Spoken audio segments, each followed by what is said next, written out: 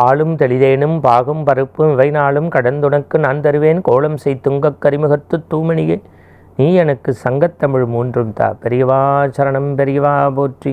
தென்னாருடைய பெரியவா போற்றி. எந்நாட்டவர்க்கும் பெரியவா போற்றி. திருச்சிற்றம்பலம்.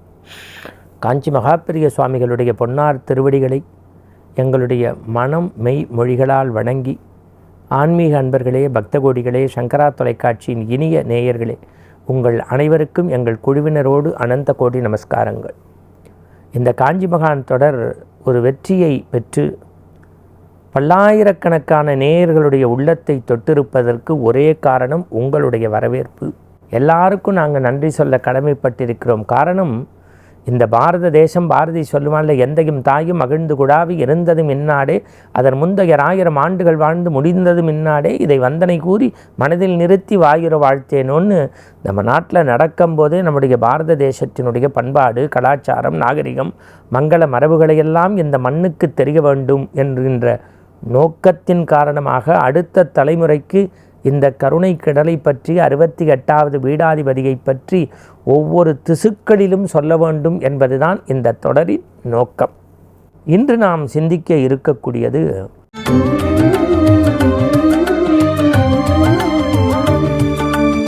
சென்னையைச் சேர்ந்த ஒரு கணவன் மனைவி தங்களுடைய ஒரே பிள்ளையை அழைத்து கொண்டு காஞ்சி மடத்திற்குள் செல்கின்றார்கள்.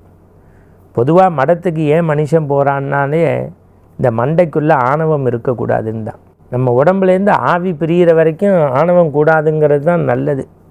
நம்ம உடம்பு மண்ணுக்குள்ளே போகிறக்குள்ளே மண்டகணம் இருக்கக்கூடாதுங்கிறதுக்கு தான் திருக்கோவில் வழிபாடு. அதனால தான் ஆணவம் கண்மம் மாயை. அதான் வாரியார் சாமி சொல்வார், தேங்காவை போல் ஆணவமாக இருக்காத, வாழைப்பழத்தை போல் கண்மையாக இருக்காத, வெற்றிலை பாக்கு போல் மாயமாக இருக்காத, கற்பூரம் போல் கடவுள் இடத்துல கரை, உன் பக்தியை பார்த்து கடவுள் கன்னத்தில் போட்டுக்கொள்வான். இந்த விரல் கதை உங்களுக்கு சொல்லியிருக்கேன். வழிகாட்டுவதிலே சிறந்த விரல், உருவத்தில் பெருசு, இறைவன் கணையாளி, ஆனால் உள்ளத்தில் சின்னவனுக்கு தான் ஆணவம் கண்மம் மாய இல்லைனால முதல் மரியாதை. பரிவட்டம் கட்டி 10 பேர் வெட்டி சாகிறத விட இறைவனை இதயத்தில் வைத்து பூஜிப்பவனுக்குத்தான் இறை வழிபாட்டில் முதல் மரியாதை. 63 நாயன்மார்களில் உள்ளம் பெருங்கோயில் ஊன் உடம்பு ஆலயம் என்று சொல்லி தன் இதயத்திலேயே கோயில் கட்டிய பூசலாருக்குத்தான் கடவுள் வந்து கைங்கரியம் செய்தான் என்றால் அன்பு அன்பு அன்புக்குத்தான் கடவுள் அடிமை. ஆணவம் கூடாது என்பதை உள்ளங்கை நெல்லிக்கனியாக மகாபெரிய சுவாமிகள் சொல்லி இருக்கக்கூடிய செய்தி சம்பவம். ஒரு கணவன் மனைவி பிள்ளையோடு போகின்றார். அந்த பிள்ளையை பொத்தி பொத்தி வளர்க்கிறார்கள். காரணம், ஒரு குடும்பத்தின் ஒரே குலக்கொழுந்து. அவன் ஒரு அருவி ஜீவி, ஆனாலும் கொஞ்சம் அகம்பாவம் கொண்டவன், கொஞ்சம் தான்கிற நெடி பிரம்மாவுக்கே இருந்ததே. அதனால தானே முருகன் அவனை சிறை வைத்தான். நின்னை வணங்கினும் தன்னகந்தை தவிர்க்கல, ஆதலால் அவனை அறிஞரல் வைத்தேன்னு சிவன்ட்டு சொல்லி தலையில் கொட்டி பிரணவ பொருளுக்கு விளக்கம் தரல. நான் படிச்சுட்டாலே ஞானம் இருந்துட்டாலே ஆணவம் இருக்கும். கர்வம் வேற, ஞானம் வேற, ஆணவம் வேற, அகம்பாவம் வேற. நீங்கள் ஒரு படித்துட்டோங்கிற ஒரு சின்ன ஒரு இருமாப்பு இருக்கலாம், அதுவே ஆணவமாக இருக்கக்கூடாது. ஆணவம் அழிவை தரும். அதுக்கு எடுத்துக்காட்டு பாருங்கள். இந்த கணவன் மனைவி பெரியவாள்கிட்ட போய் இந்த குழந்தை சாஷ்டாங்கமாக நமஸ்காரம், மடத்துக்கே வரமாட்டேன்னா பெரியவா. அவன் பாருங்க, சாதாரண படிப்பு இல்லை பெரியவா. அமெரிக்காவில் ஹார்ட்டுக்கு அவன் ஸ்பெஷலிஸ்ட்டு, சுகருக்கு ஸ்பெஷலிஸ்ட்டு, பிரெயினுக்கு அவனுக்கு தெரியாத விஷயம் இல்லை. உச்சந்தலையிலேருந்து உள்ளங்கால் வரைக்கும் எல்லா பார்ட்ஸுக்கும் இன்றைக்கி ஸ்பெஷலிஸ்ட் வந்திருக்கான். ஆனால் ஒட்டு மொத்தமாக அவன் பல சப்ஜெக்டில் கோல்டு மெடல் பெரியவா, அவுட்ஸ்டாண்டிங் ஸ்டூடெண்ட் மெடிக்கல் காலேஜில். அமெரிக்காவில் போட்டுன்னு எல்லா ஹாஸ்பிட்டல்லையும் அவனை கூப்பிட்றா. அவன் எங்கேயோ போயிட்டான் பெரியவா, மடத்துக்கு கூட வரமாட்டேங்கிறான் பெரியவா. ஆனால் இன்றைக்கி என்னமோ நாங்கள் கொடுத்து வச்ச பேர் அவன் அக்செப்ட் பண்ணி வந்துட்டான். அப்படி இப்படின்னு கொஞ்சம் தற்பெருமை பேசிகிட்டே இருந்தார். பக்கத்தில் பார்த்துட்டு இருக்க வாழ்க்கைலாம் கொஞ்சம் ஒரு நெளிவை ஏற்படுத்தி பெரியவா இதுக்கெல்லாம் அஞ்சலை, அப்படியே பொறுத்துட்டே இருந்தார், அக்செப்ட் பண்ணிகிட்டே பார்த்துட்டே இருந்தார். இவன் நிறையா பேசினா. அப்புறம் அவனை கொஞ்சம் கிட்டக்கு கூப்பிட்டார். கண்ணா, உன் அளவுக்கு நமக்கு ஒன்றும் விஷயம் தெரியாது. நான் சாதாரண பள்ளி படிப்பை சரியாக படிக்காதவன். நீ சுகரில் ஸ்பெஷலிஸ்ட்டு, ஹார்ட்டில் ஸ்பெஷலிஸ்ட்டு, மூளையே பிரித்து நீ பார்த்துருவ. மகா கட்டிக்காரன்லாம் அப்பா அம்மா சொன்னால் ரொம்ப சந்தோஷம். உன்னுடைய சொல்லும் செயலும் நடவடிக்கையும் கூட நீ பெரிய ஞானம் உடையவன்னு தெரியறது.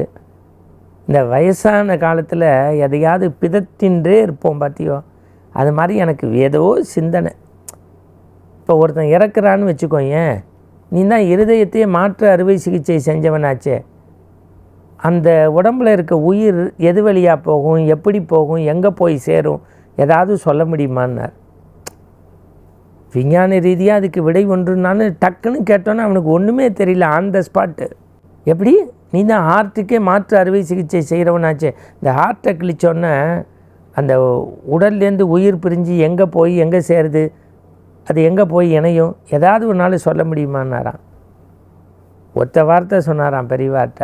அந்த பையன் விழுந்து வணங்கிட்டு, கல்வி அறிவுங்கிறது வேறு, இயற்கை ஞானம்ங்கிறது வேறு, பட்டறிவுங்கிறது வேறு, அனுபவ அறிவுங்கிறது வேறு, நிறைகுடன் தழும்பக்கூடாதுங்கிறத செய்கையால் இல்லாமல் சொல்லாலையும் நிரூபித்து காட்டிட்டீங்க பெரியவா. சத்தியமாக சொல்கிறேன், எனக்கு அந்த ஹார்ட்டை பிரித்தோன்னே உயிர் எங்கே போகுது எப்படி போகுதுங்கிறது தெரியல. ஆனால் நான் மெடிக்கலில் படித்து மெடல் வாங்கினதெல்லாம் என்னமோ உண்மை, வந்ததுலேருந்து சுயபுராணம் பாடிட்டேன், மன்னிச்சுக்கோங்க பெரியவானாரான். ஒத்த வார்த்தை பெரியவா சொன்னானா. அவன் எப்போ குற்றத்தை உணர்ந்துக்கிறானோ மாசை நீக்கிட்டாலோ மனுஷன் ஆகிடுவான். நீ நல்லா சேமமாக இருன்னு அந்த வந்திருக்க 2 தம்பதியரும் இடுப்பில் துண்டை கட்டின்னு நடிஞ்சாங்கடையா விழுந்து மன்னிச்சுக்கோங்கன்னாரான். பெரியவா மடத்துக்குள்ளே ஞானம் குறித்து பேசலாம், ஆணவம் குறித்து பேசக்கூடாது. மடத்தில் நீதி போதனைகள் பற்றி பேசலாம், ஆனால் நெஞ்சை உறுத்தி கர்வத்தோடு பேசக்கூடாது. அடக்கமும் எளிமையும் இனிமையும் தான் மனிதனை இறைவன் திருவடியில் கொண்டு சேர்க்கும் என்பதற்கு பெரியவாவின் இந்த நவீன யுத்தி ஓர் எடுத்துக்காட்டு. மீண்டும் நாளை சந்திப்போம். பெரியவாச்சரணம்.